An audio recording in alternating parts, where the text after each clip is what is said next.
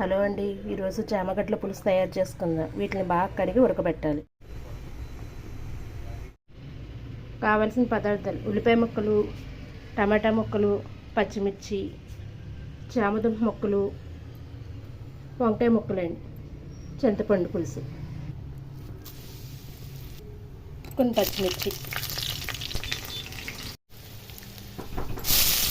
ఉల్లిపాయ ముక్కలు వేసానండి, పచ్చిమిర్చి, ఉల్లిపాయ, కరివేపాకు, సాల్ట్ వేస్తున్నాను, కొద్దిగా పసుపు, టమాటా ముక్కలు వేసాను, వంకాయ ముక్కలు,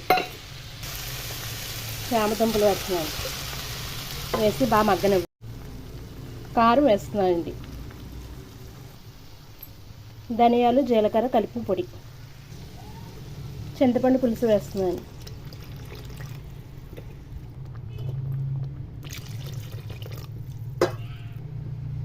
చిన్న బెల్లం ముక్క వేస్తుందండి. చామదుంపల పులుసు రెడీ అయిందండి.